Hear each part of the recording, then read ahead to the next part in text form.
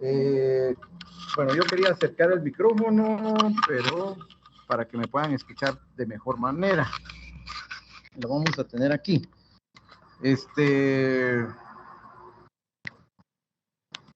No sé dónde está el micrófono, pero la cosa es que me escuche. Bueno, vamos a ver el tema de ansiedad y depresión. Usualmente yo en el tema de ansiedad pongo una persona aquí con una cabeza como de un árbol. Sabemos que cada árbol es diferente y cada persona que maneja la ansiedad o la depresión también es una persona con síntomas un poquito diferentes. No todos lo manejan de igual manera y no en todos se presenta de igual manera. Algunas veces algunas personas pueden tener algunas áreas más marcadas que otras, pero de hecho es importante conocer la mayoría de los síntomas para poder definir que un paciente tiene el problema de ansiedad y depresión. Quizá en ansiedad es cuando alguien pues no sabe cómo resolver algún problema y quisiera solucionarlo. Y le es muy importante todo, ¿verdad? Hay una angustia por todo.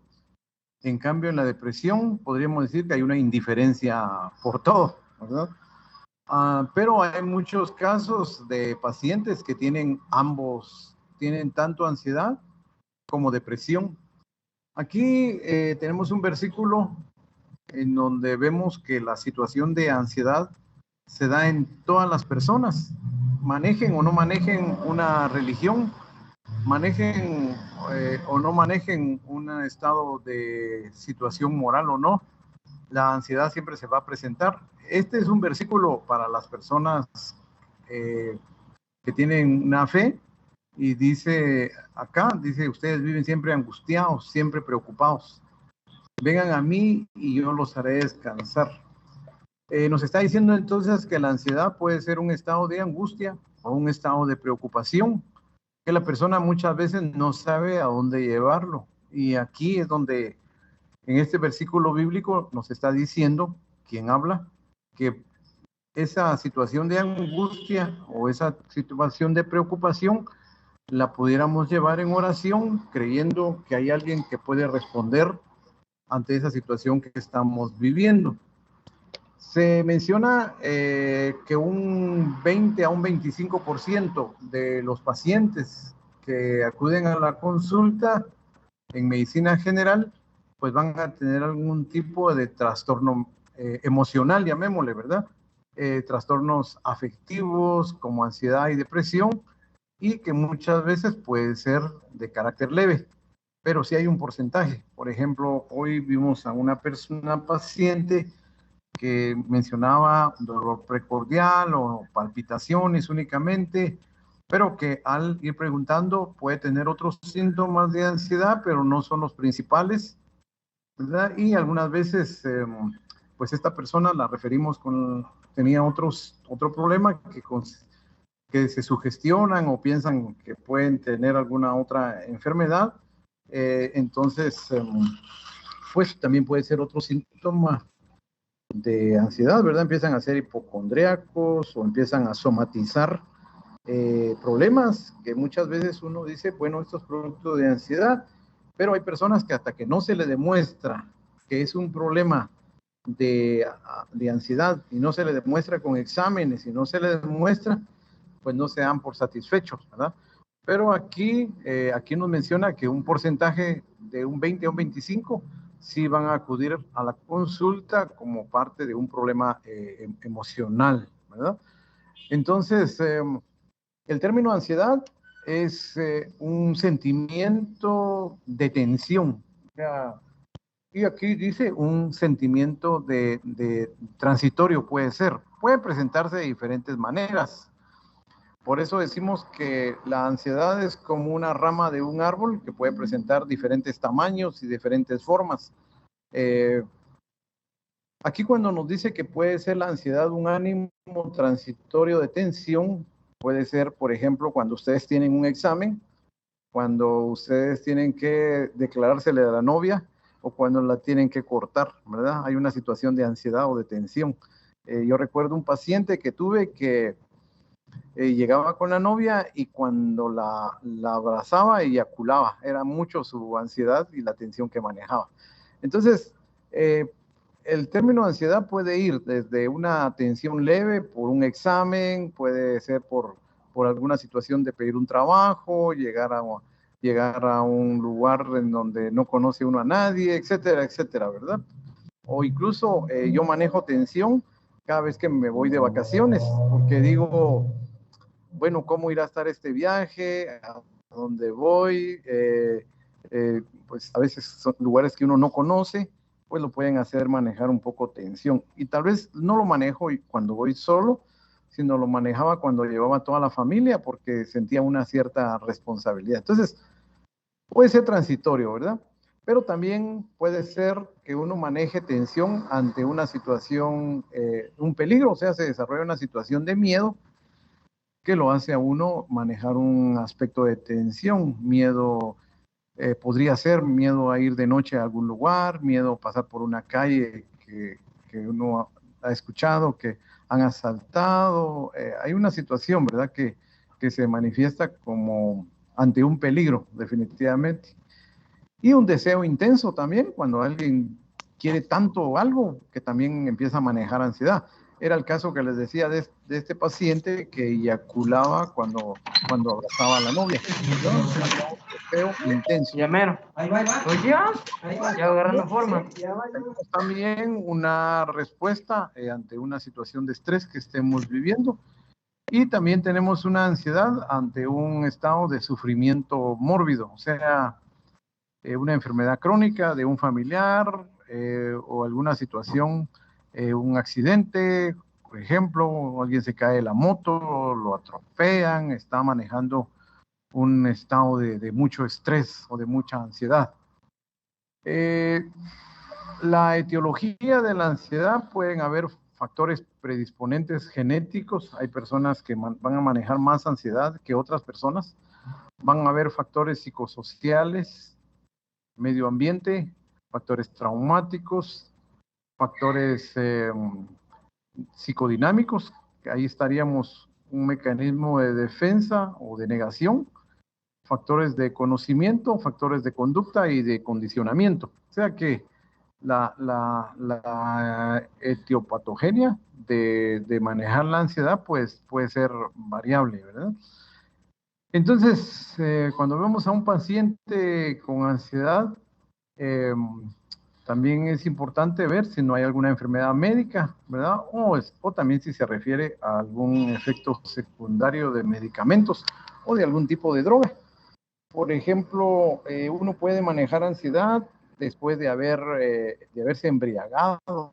Al menos uno puede, digamos, se embriaga y luego al pasar la embriaguez, uno empieza a sentir una sensación de ansiedad, palpitación, angustia. Y ahí es donde los cuates le dicen, con otro trago se te quita, ¿ya? Y vuelve otra vez a embriagarse. Pero puede ser secundario a un medicamento, puede ser secundario a una droga, o puede ser secundario a una enfermedad. Y aquí dice que puede haber trastorno de ansiedad con síntomas somáticos. O sea, el paciente maneja ansiedad y luego empieza a sentir en alguna parte del cuerpo síntomas. Esto es muy común en pacientes que consultan al cardiólogo. Definitivamente la ansiedad hace que el cardiólogo haga dinero porque muchas personas van a llegar con una situación de opresión torácica, van a llegar con una sensación de palpitación, van a llegar con sensaciones de punzadas en tórax, y esto, síntomas de ansiedad, pues el paciente lo somatiza o puede somatizar en otra parte del cuerpo alguna sensación, ¿verdad?, que va asociado al problema que somatiza. Entonces, los trastornos de ansiedad pueden ser, mencionábamos, por fobias, por pensamientos, obsesiones o por momentos o ataques de pánico, ¿verdad? ¿Qué puede ser un momento? Por ejemplo, hay quienes manejan la ansiedad cuando les toca dar un discurso. Yo creo que en el nivel de ustedes no, pero Muchas veces, yo recuerdo hace muchos años, también me pusieron en una iglesia a dar un tema y créanme que mi mente se quedó en blanco, ¿verdad? Entra uno en ataque de pánico, podríamos decir. Y también, por ejemplo, yo tuve un ataque de pánico una vez que me dio el COVID, cuando no habían vacunas. Entonces me sentí tan mal físicamente que entré en un ataque de pánico, con el temor de ponerme peor o realmente de morir, ¿verdad? Entonces, son clasificaciones en los ataques de ansiedad. Y también acá se menciona la ansiedad generalizada, la ansiedad crónica, ¿verdad? Que puede tener un curso ondulante y tienden a ser crónicos. Cuando el paciente dice, sí, hay días que me siento que repita, días que no, hay días que duermo, días que no, días que me duele el cuello, días que no, días que siento punzadas en el corazón, días que no, días que tengo diarrea, días que no, o sea, porque incluso el síndrome de colon irritable está asociado con problemas a nivel emocionales, ¿no? O de estrés. Eh, Aquí, como yo les decía al inicio, la ansiedad yo la tomo como una rama de un árbol en la que puede manifestarse de diferentes maneras y pueden haber diferentes tipos de ansiedad. Algunas ansiedades nosotros no la clasificamos como ansiedad, pero en sí es una ansiedad, ¿verdad? Como los ataques de pánico. Por ejemplo, alguien puede estar normal y de pronto le aparece en su casa le puede aparecer una araña, una tarántula, una culebra, un sapo, y realmente hacen un ataque de pánico, ¿verdad? Se quedan paralizados o gritan, etcétera. Ese puede ser las situaciones de angustia, también puede ser un síntoma de ansiedad. La agorafobia puede ser un temor a estar en un lugar encerrado, quizá en un elevador.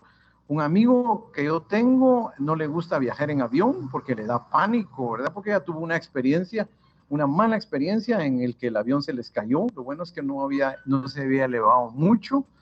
Se cayó el avión y él le quedó pánico ante un vuelo, pero eso sería, bueno, eso lo vamos a hablar más adelante. Quizá ese estaría aquí como un trastorno por estrés postraumático, ¿verdad? Pero vemos también, entonces, regresando a las agorafobias, en la cual la persona tiene miedo a tener miedo, o sea, es un miedo al miedo, es un miedo a estar en lugares abiertos donde no va a recibir ayuda o en lugares donde estás encerrado sin recibir ayuda. Un temor, por ejemplo, a salir y que le vaya a pasar algo, ¿verdad? Esos son trastornos de angustia. Miedo a que les vaya a pasar algo, miedo a un miedo. Entonces, esa es una manifestación de ansiedad. Pueden haber algunas fobias específicas, una fobia social, que es como les mencionaba, hablar en público, por ejemplo, trastornos obsesivos compulsivos, también puede haber por un estrés agudo. Yo recuerdo que una vez tuve un accidente con un vehículo y luego después de ese accidente en el que pues chocamos con el vehículo bastante fuerte, eh, después ya cuando me subía yo a un vehículo empezaba a sudarme las manos, empezaba a sentir que la persona iba muy rápido, tal vez estaba manejando normal, pero ese estrés que yo había tenido hacía que manejara en determinado momento una situación de ansiedad. Y los trastornos obsesivos compulsivos, por ejemplo, hay personas que de alguna u otra forma se han enfermado, se pusieron graves y luego pues ya son más compulsivos para la limpieza, que incluso podríamos hablar del COVID, que alguien pudo haberse enfermado, ponerse grave, haber ido a parar al intensivo y posteriormente entra en una época en que se lavan exageradamente las manos, no usa doble mascarilla, etcétera, ¿verdad? Eh, Está bien los cuidados, pero ahí hay una situación de obsesión. Eh, También cuando hay una enfermedad crónica, también uno puede llegar a manejar un trastorno de ansiedad, ya sea que porque la enfermedad sea de uno o porque la enfermedad sea de un ser querido. Por ejemplo, si el ser querido tiene una enfermedad crónica y de pronto uno lo mira que se pone más, eh, sus síntomas empeoran, pues uno empieza a manejar una situación de ansiedad. Y la situación de ansiedad acá, por sustancias, ¿verdad? Como alcohol, que es lo más común, diría yo, y otros tipos de drogas, en la cual durante el síndrome de abstinencia, pues uno empieza a manejar situaciones de ansiedad. Y hay otro grupo de personas que manejan una ansiedad que se le considera como ansiedad no específica, ¿verdad? Un trastorno de ansiedad no especificado, en que tienen ansiedad, tienen los síntomas de ansiedad, pero no hay algo específico. No es económico, no es traumático, no es que le tenga miedo a algo, están bien económicamente, están bien en su relación familiar, etcétera. No hay enfermos, no están enfermos, no consumieron drogas, no. Simplemente empiezan a manifestar los síntomas de la ansiedad, ¿verdad? Entonces aquí tenemos una definición de la agorafobia, que es un trastorno de ansiedad que consiste en el miedo a los lugares donde no se puede recibir ayuda, por temor a sufrir una crisis de pánico. O sea, pánico en un lugar cerrado, o pánico en un lugar abierto, o pánico en un lugar donde creen que no pueden recibir ayuda. La agorafobia, decía, es un miedo al miedo. Los agorafóbicos temen las situaciones que puedan generarle sensación de ansiedad, como subirse a un avión, como subirse a un bus tipo, ¿qué? San Juanerita o Tacaná, que van a la ciudad capital, ¿verdad? Solo con subirse ahí ya se puede empezar a manejar ansiedad. Un miedo que no se, a estar en un lugar donde en determinado momento no se pueda recibir ninguna situación de ayuda, ¿verdad? Entonces, miedo a la propia activación fisiológica y a los pensamientos sobre las consecuencias de experimentarlas, como la idea de morir, ¿verdad? Que en esta situación tienen temor de que sea una situación de pánico y que les pueda causar la muerte. Entonces, seguimos con los trastornos de ansiedad, que hay un libro que es yo pienso que ustedes lo conocen, que es el DSM-4, ahora es DSM-4R, si no estoy mal, no sé si van por esa edición, que es el libro de enfermedades psiquiátricas producido por la Asociación Americana de Psiquiatría, en la cual en ese libro pues, tenemos los parámetros que nos sugieren cómo podemos clasificar enfermedades psiquiátricas o psicológicas en algunos pacientes. Entonces, en este manual, nosotros tenemos trastornos de angustia sin agorafobia, trastornos de angustia con agorafobia, agorafobia específica, fobias sociales, trastornos por estrés, trastornos obsesivos compulsivos, trastornos por estrés agudo, por ansiedad generalizada, por ansiedad debido a enfermedades médicas, por ansiedad inducida por sustancias y por ansiedad no especificadas, que es prácticamente lo que les he ido mencionando con algunos ejemplos. O sea que ustedes, cuando alguien ve una situación de ansiedad, pues no solamente es una ansiedad inespecífica, ¿verdad? Sino hay muchas situaciones que nos causan los síntomas de ansiedad. Usualmente cuando manejamos ansiedad, hay estructuras neuroanatómicas que participan en la ansiedad. No es solamente los neurotransmisores, sino también sustancias de nuestro cerebro que también participan en esta situación de ansiedad, como es algunas áreas de nuestro cerebro, como es el amígdala, el locus ceruleus, el tálamo, hipotálamo, hipocampo, sustancia gris periacueductal y corteza orbitofrontal. O sea, son parte del cerebro que participan en lo que es la ansiedad. Y luego tenemos los neurotransmisores. Dentro de los neurotransmisores, la adrenalina, la serotonina, la noradrenalina, el gamma, cortisol, los receptores de la 5-hidroxitriptamina y los inhibidores de la monoaminooxidasa. Yo creo que ustedes conocen muy bien estos neurotransmisores y saben que algunos que son sustancias que están involucradas, de hecho, en los síntomas de la ansiedad y que algunos medicamentos van a actuar a nivel de la serotonina, a nivel del gamma y otros a nivel de los receptores 5, a nivel de la serotonina, a nivel del gamma, a nivel de la MAO, a nivel de incluso de los H1, puede darse también. Entonces, todos estos neurotransmisores son los que se ven involucrados en los síntomas de ansiedad. Probablemente algunas veces, algunos problemas le hacen a uno producir más neurotransmisores y esto de hecho afecta el organismo y se empieza a manifestar manifestar la sintomatología de la ansiedad. Muchas veces ahora que el COVID estuvo de moda, de hecho el COVID afectaba el sistema nervioso. De hecho, una demostración es que la persona perdía la sensación de olfato y de gusto, pero también algunas personas hicieron encefalopatías y otras personas simplemente hubo trastorno de los neurotransmisores y empezaron a tener síntomas de ansiedad. O sea, la ansiedad fue un factor también muy marcado durante las crisis del virus, del COVID, ¿verdad? Que hubo actualmente. Entonces, se considera que hay algunos desequilibrios bioquímicos. En la ansiedad se le ha atribuido un exceso de serotonina, en la depresión se ha atribuido un déficit de serotonina, pero también, como les decía, muchos pacientes pueden tener ansiedad y depresión. Por eso esta clase no es solamente de ansiedad, sino también de depresión. Entonces, hay trastornos mixtos, ¿verdad? Esto es muy importante y ver todas las alteraciones en estos sistemas de los neurotransmisores. La 5H, 5-hidroxiaptatamina o la serotonina, es una monoamina neurotransmisora, ¿verdad? Que se sintetiza en las neuronas en el sistema nervioso central. Quizá no nos vamos a meter mucho a profundidad en esto, pero sí es importante ver qué sucede cuando hay un déficit, un aumento de esas sustancias en el organismo. Porque de hecho todos tenemos estas sustancias que nos son útiles en determinado momento.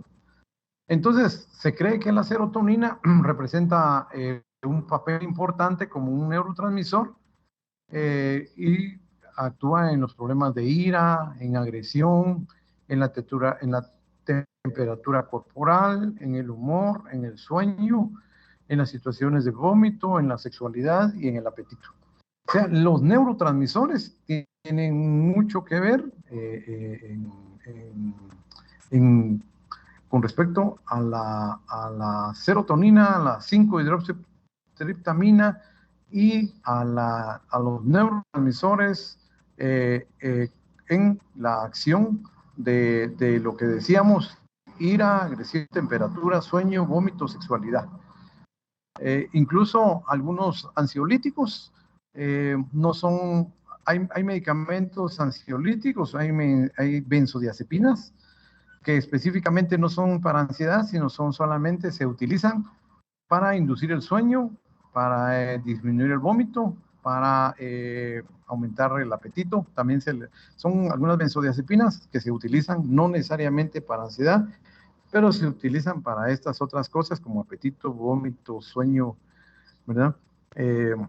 Entonces es importante saber que la serotonina juega un papel importante en estas situaciones, ¿verdad? En estas, ¿cómo podríamos decir? Situaciones de carácter, temperamento, en esos momentos, ¿verdad? Pueden actuar.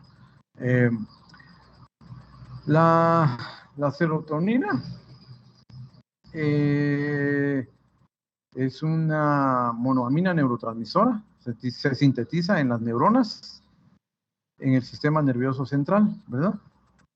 Vamos a ver, yo creo que estoy retrocediendo, acá vamos a ver. Luego vemos las catecolaminas, son neurohormonas, neurotransmisores, son un grupo de sustancias, ¿verdad? En la que va la adrenalina, la noradrenalina y la dopamina. Y son sintetizadas a partir de los aminoácidos, como la tirosina. Y estas catecolaminas están asociadas al estrés y están asociadas a la obesidad. Pautas diagnósticas del trastorno mixto, como les decía, no hay solamente una situación de ansiedad, sino que también hay situaciones de ansiedad y depresión. Y en algunos casos predomina un poco la ansiedad o predomina la depresión o es igual en ambos. Pero podemos, según el manual del DSM, podemos ver esto: estados de ánimo bajo, tristeza, pérdida de interés, la ansiedad o preocupaciones predominantes, que aparezcan síntomas asociados a trastornos del sueño, temblores, astenia, pérdida de energía, palpitaciones, falta de concentración, mareos, trastornos del apetito, sequedad de la boca, ideas o actos suicidas. Muchas veces, a veces uno lo ve así bien rápido, ¿verdad? Muchas sintomatologías. Pero la ansiedad, muchas veces lo único que puede causarnos es esa sensación de tener los labios secos. Y muchas veces incluso se pueden confundir con diabetes, pero puede ser un síntoma de ansiedad.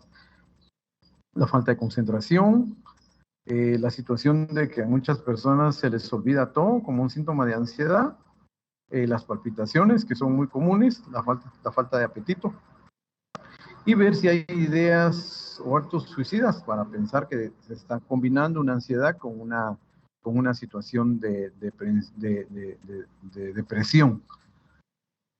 Los criterios diagnósticos acá, que los podemos encontrar en este manual. Podemos encontrar un humor disfórico, disminución en la concentración, alteraciones del sueño, sentirse fatigado, estar irritable, preocupado, llorar con facilidad. O sea, yo a veces les pregunto a los pacientes, ¿si le dan deseos de llorar? Sí, sí, ¿verdad? ¿Siente preocupación? Sí, aunque a veces no sea por algo específico. ¿Y le cuesta dormir? Sí. Hay personas que tienen un insomnio tardío, un insomnio temprano, en el cual muchas veces pueden dormirse hasta las 2, 3 de la mañana, y otros duermen, pero duermen un par de horas y 1, 2 de la mañana ya están completamente despiertos. Otra sensación que es fea es eso, como que va a haber algo, como que a uno le va a pasar algo malo, ¿verdad? Desesperado, angustiado. Esto también puede darse. Y los síntomas de baja autoestima o sentirse uno una persona muy inútil. Entonces, si ven, son amplios los efectos, ¿verdad? Para definir si el paciente tiene una ansiedad, y si tiene algunos criterios, también podríamos decir que está manejando también una situación de depresión. Aquí volvemos a hacer un resumen de los síntomas de ansiedad, aunque hay nerviosismo, inquietud, impaciencia. Muchas veces tal vez el paciente no lo dice, pero ahí está inquieto, moviendo las manos, moviendo los pies, ¿verdad? Que se siente cansado, que no se puede concentrar, que todo se le olvida. Eso pasa en los exámenes. Cuando a la hora del examen todo se les olvida, después del examen se recuerdan de todo. Puede haber tensión muscular, puede haber debido a eso dolor en la nuca, dolor en la región occipital, dolor en los hombros, dolor en la espalda, una situación de temblor, dolor de cabeza, movimiento de las piernas, así, incapacidad para poderse relajar, que las personas tengan una alteración del sueño, ¿verdad? Que en las diferentes formas que lo hemos mencionado, y hay personas que les suenan mucho las manos o mantienen una sudoración general, palpitaciones, taquicardia, problemas también gástricos, ¿verdad? Como les decía, diarrea o estreñimiento, sequedad de boca, mareos, hiperventilación. El problema es cuando hiperventilan, ¿verdad? Cuando tienen la hiperventilación, empiezan a tener hormigueos en manos, en cara, etcétera, y se empiezan a sentir muy, muy, muy mal.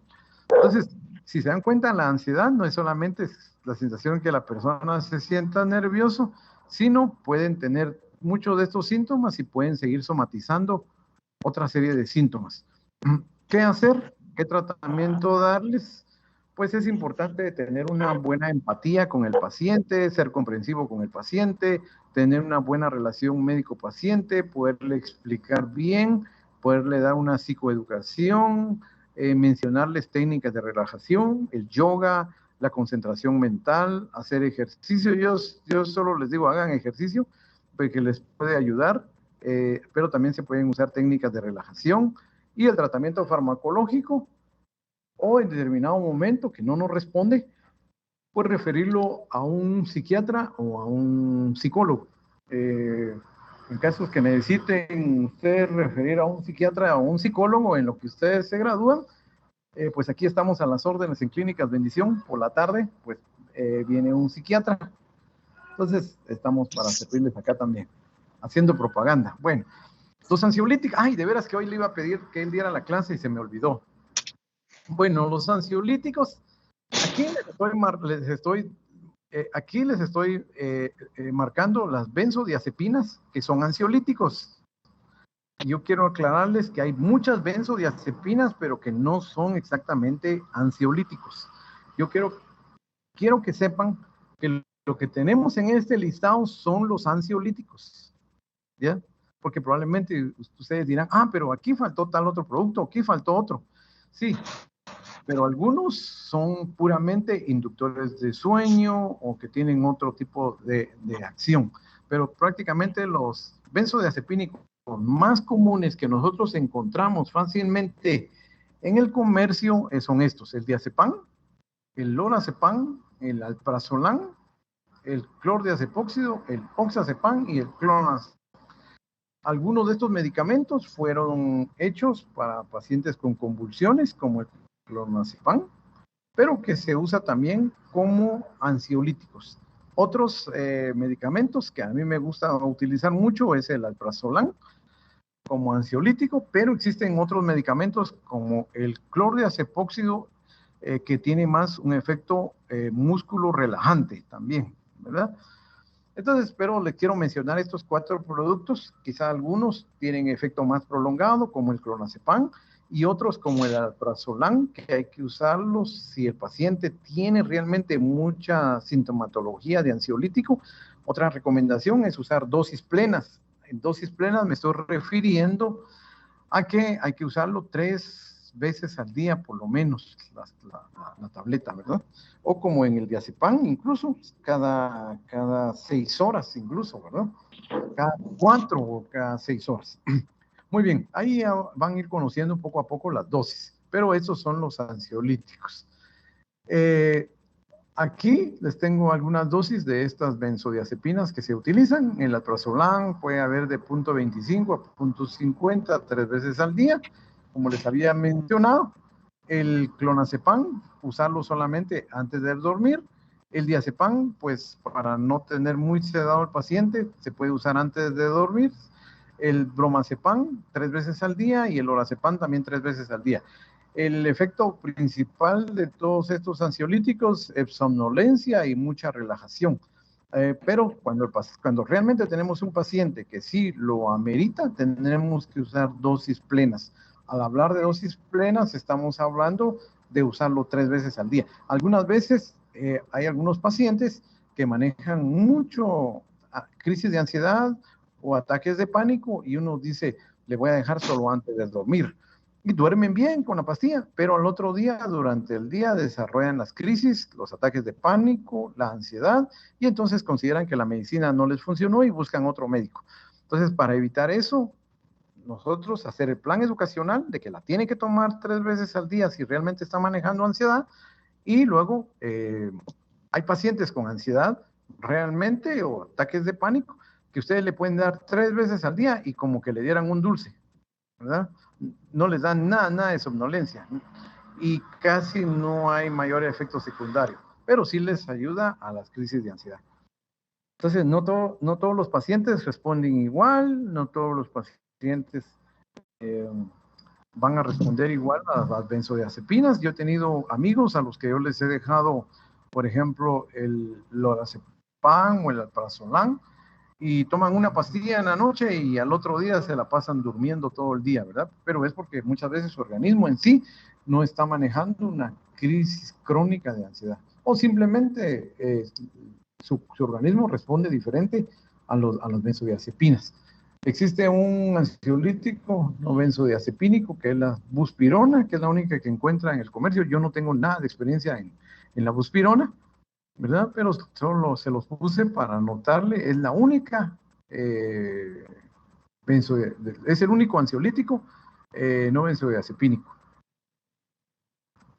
Claro que también algunas veces lo que hacemos en algunos casos de ansiedad o de tensión en nuestro medio para evitar que el paciente no vaya a hacer adicción, pues usamos algunos productos naturales como el tilo, como la pasiflora, como la hoja de naranja, etcétera, que algunas veces los venden en cápsulas, pero son productos naturales para disminuir el estrés.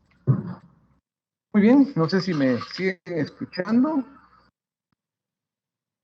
Sí, doctor. Sí, doctor. ¿Tienen algunas preguntas en ansiedad o ya los aburrí o voy muy rápido? Pero luego tenemos el tema de la depresión, ¿verdad?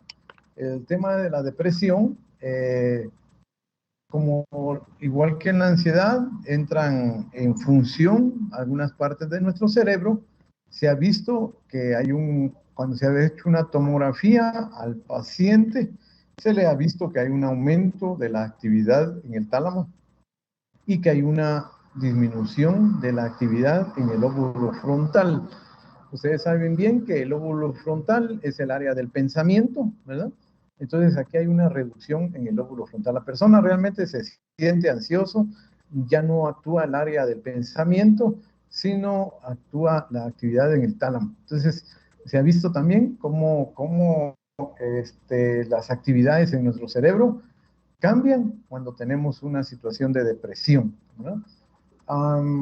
La monoaminoxidasa, estas enzimas, y las degradaciones de la serotonina y de esos neurotransmisores, es algo que se puede llegar a ver en el paciente con síntomas de depresión. La monoaminoxidasa desempeñan una inactivación en los neurotransmisores, en las disfunciones de la MAO, acá se menciona, ¿verdad? Entonces, se ha visto pues que la monoaminoxidasa es responsable de algunos trastornos neurológicos como depresión. Bueno, dice, por ejemplo, se ha asociado a niveles inusualmente altos o bajos en el organismo. O sea, se ha visto niveles altos o bajos en el organismo, a la depresión, al abuso de sustancias, a trastorno por déficit de atención y madurez sexual irregular. Los inhibidores de la monoaminoxidasa son los más importantes, son uno de los más importantes tipos de medicamentos prescritos para el tratamiento de la depresión, aunque son un tratamiento de última línea debido al riesgo de la interacción del medicamento con la dieta u otros fármacos. Niveles excesivos de catecolaminas, epinefrina, norepinefrina y dopamina pueden conducir a una crisis. Probablemente seguimos hablando de los neurotransmisores y de la represión. Existen algunos medicamentos, como es algunos inhibidores de la MAO. Yo la verdad es que no tengo experiencia acá. ¿Qué cosas pueden desencadenar la depresión? Pues el uso de alcohol o drogas, el tener una enfermedad, la muerte de un ser querido. Muchas personas se deprimen después de la muerte de un ser querido. Cuando uno experimenta cambios en la vida, como por ejemplo se divorcian, ¿no? Hay personas que se deprimen bastante. Ahí podríamos decir cuando las deja el novio o la novia, también algunos se deprimen. Cuando alguien pierde el trabajo, también puede haber una situación que a veces nos deprime o nos causa ansiedad cuando los hijos deciden irse del hogar, pero a veces no de la manera correcta, ¿verdad? Sino cuando simplemente toman sus maletas y se van. Entonces, sin ninguna justificación, no es porque se van a casar, no porque van a ir a estudiar, no, sino simplemente deciden abandonar a los padres. También puede uno entrar en una situación de depresión. Y la jubilación, ¿verdad? Por eso algunos no nos jubilamos. Y estar en una situación tensa por un periodo prolongado. Por ejemplo, tener un pariente que sufre una enfermedad. Yo tuve, más bien dicho, un amigo con el que estudiamos en todo el básico y el bachillerato. Y la esposa de él tenía un problema crónico y realmente aquel entró en una depresión que hizo que se suicidara también, ¿verdad? Entonces, estas situaciones de enfermedad también son, pues pueden causar síntomas de depresión, ¿verdad? Y una depresión también que nosotros conocemos mucho, que es muy popular, es la depresión posparto. Muchas madres después de tener a su bebé pueden entrar en una etapa de depresión. Aquí mencionamos lo que es la depresión mayor y hay otras variantes de depresión, pero muchas veces es importante conocer mucha de la sintomatología de la depresión mayor. Entonces, la depresión mayor es cuando hay alguna serie de síntomas, ¿verdad? Como un estado de ánimo deprimido, una pérdida de interés total, o una pérdida de interés o capacidad para el placer, que no quieren nada, no les gusta nada, nada les llama la atención, simplemente hay una pérdida completa de interés, se descuidan su personalidad, etcétera, ¿va? Es algo que es muy importante ver estos estados de ánimo que cuando se dan la mayor parte del día, que hay una sensación de tristeza, una sensación de vacío, una situación de valorización, de baja autoestima, entonces que lloran mucho, eso también puede darse. Entonces, por eso vemos adolescentes, ¿verdad? En que pueden estar irritables, adolescentes que no se aman y ahí entran otros problemas como la bulimia, como la anorexia nerviosa, como aquellas personas que se autolastiman, se cortan. Todas esas situaciones, ¿verdad? Baja autoestima y todo eso, de hecho, afectan, ¿verdad? Porque hay una situación de poco valor, hay una situación de tristeza y una situación de vacío. Todo eso nos puede llevar a una situación de depresión. Entonces, estas personas, pues, como dice acá, no tienen interés en nada, ¿verdad? También acá menciona que hay una pérdida importante de peso sin hacer régimen o aumento de peso, o pérdida o aumento del apetito, ¿verdad? También varía en esto el apetito y también el hecho del insomnio también tiene mucho que ver, ¿verdad? Vemos acá en este estado de criterios para decir que la persona tiene una depresión, vemos agitación o enlentecimiento psicomotor casi cada día. Como todas las cosas, hacerlas de mala gana, muy lento, fatiga de energía, o sea, una fatiga o pérdida de energía, sentirse inútil, sentirse culpable, que uno auto se reprocha, uno se siente culpable por el hecho de que está hasta enfermo, ¿verdad? Entonces, todas esas situaciones, y más que todo, cuando ustedes ven un paciente que tiene pensamientos recurrentes de que se quiere morir o que se quiere matar, pues son pacientes incluso para hospitalizarlos. Entonces, todos estos, y luego hay otros síntomas para determinar el grado de depresión. Aquí vemos algunos antidepresivos, algunos antidepresivos que actúan a nivel de la serotonina. Y entre estos tenemos la fluoxetina, la sertralina, la paroxetina, la fluvoxamina, el citalopram, el escitalopram y la mirtazapina. Estos medicamentos los encontramos con facilidad en el mercado. Los más comunes, bueno, aquí casi todos son comunes.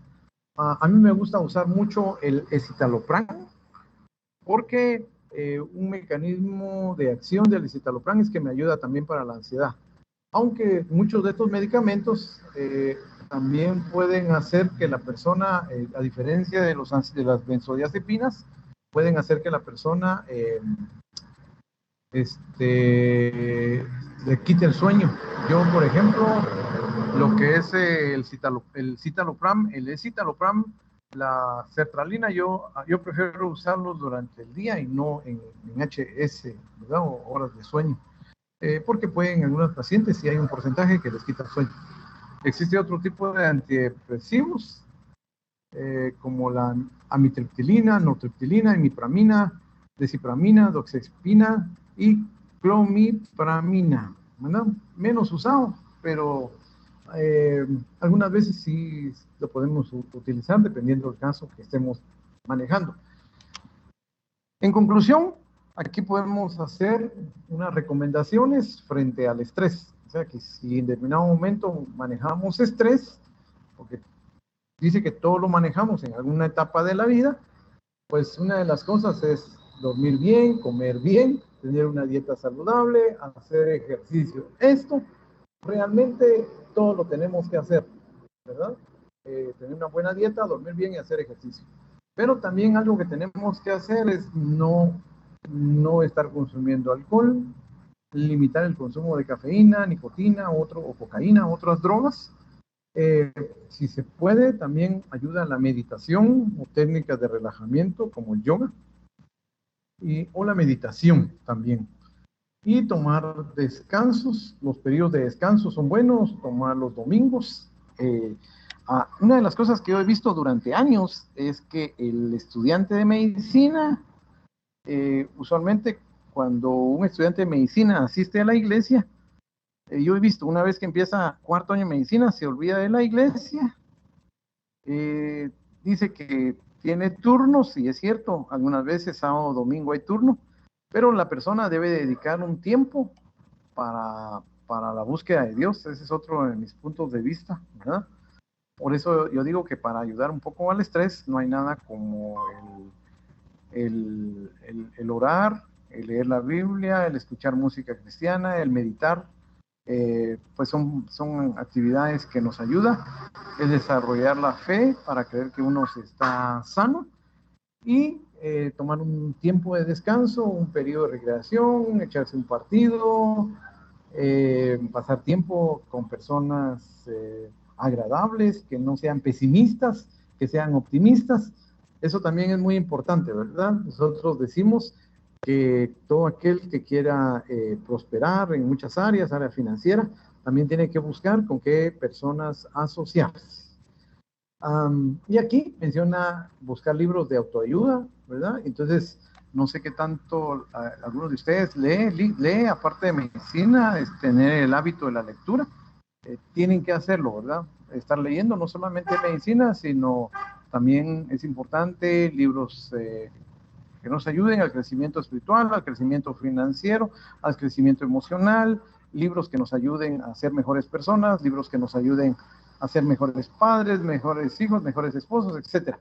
Porque muchas veces hay cosas que ninguna universidad nos enseña, lo aprendemos en la vida.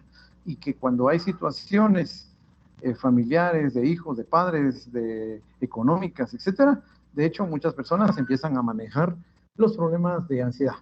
Muy bien, creo que hasta ahí terminamos las diapositivas. Espero que no se hayan aburrido mucho. Si tienen alguna pregunta, pues me gustaría que si tienen alguna pregunta, pues estamos aquí para escucharlos, para servirles. No sé si todavía me siguen escuchando. Sí, doctor, se escucha. Muy bien, no sé si alguien tiene alguna pregunta. O ya me salí del programa. No, todavía estamos, ¿verdad?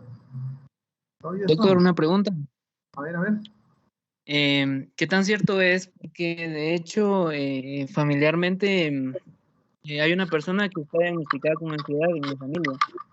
Pero lo que escuché la última vez que me estaba contando era que el doctor le había dicho que regresara a consulta más o menos en unos 3 o 4 meses, ya que el tratamiento al poco tiempo de uso, no sé si ya no hace o hay que cambiar porque se vuelve adictivo o algo así. Me contó por ahí, entonces no sé si me puede aclarar esa duda. Bueno, algunos, de hecho, las benzodiazepinas sí tienen tendencia a ser adictivos. Pero existen otros medicamentos cuando es mucho el tiempo, como es el clonazepam, que no es tanto que llegue a ser adictivo, sino ya el cuerpo empieza a hacer tolerancia. Entonces, suponete que le dabas 1 miligramo o 2.5 miligramos, quizá ya no le vaya a hacer, hay que aumentarle, ¿verdad? O también en algunos antidepresivos, por ejemplo, a mí el escitalopram, a mí me gusta utilizarlo 10 miligramos para empezar, y luego voy aumentando la dosis a 20 miligramos, o viceversa, pero más, la empieza uno con 10, y si el paciente tolera bien y está bien con los 10, ahí lo dejo por mucho tiempo. Algunas veces, si yo creo que está haciendo tolerancia, yo le cambio. Por ejemplo, les decía, le puedo cambiar el clonazepam, le puedo cambiar por ¿cómo se llama? Alprazolam. Entonces uno puede hacer esos cambios. Pero tampoco, bueno, yo lo que hago es que yo tengo criterios de que, yo creo que todos vamos a hacer nuestro criterio, de acuerdo a nuestra experiencia, ustedes van a hacer también su propio criterio. Algunas veces yo les digo, bueno, empecemos viendo en corto tiempo, yo lo cito muy corto, yo lo cito a los 15 días, para ver si no, y muchas veces antes de darle les explico, mire, si este medicamento le está causando demasiado sueño, pues redúzcalo, ¿verdad? Redúzcalo, porque algunas veces al inicio puede que necesite reducirlo, o incluso que uno necesite aumentarlo. Por eso se dice que a veces hay fracasos, principalmente en ansiedad, cuando uno no da las dosis plenas. Las dosis plenas es que si yo tengo que darle alprazolam 0.25, 0.50 cada 8 horas, así lo voy a hacer. Esa es la dosis plena, porque es un paciente que en ese momento lo necesita. Ya cuando vaya mejorando, probablemente vaya bajando la dosis a media tableta, cada 8, o baje solamente en la mañana y en la noche. Yo creo que va a depender de la respuesta del paciente, pero los benzodiazepínicos sí son adictivos. Y algunos consideran que los más difíciles de dejar, por ejemplo, es el alprazolam. El alprazolam cuesta dejarlo. Depende de la dosis, pero si uno la reduce, sí la puede dejar con facilidad. La puede dejar con facilidad. Muchas gracias, doctor. Muy bien, así que gracias por la atención. Esperamos que no se hayan dormido mucho, porque después del almuerzo das mucho sueño. Que la pasen bien y nos seguimos viendo en la próxima clase. Y que sigan cuidándose, ¿verdad? Para evitar no contagiarse. Aunque actualmente está dando como una simple gripe el COVID. Pero de todos modos, eviten no contagiarse. Así que mientras estén viendo pacientes, siempre usen la mascarilla. Tengan buena tarde y nos seguimos viendo. Muchas gracias, doctor. Feliz tarde, doctor. Gracias, doctor. Muchas gracias. Feliz tarde, doctor. Gracias, doctor. Gracias, doctor. Feliz tarde. Buenas tardes, doctor. Feliz tarde, doctor.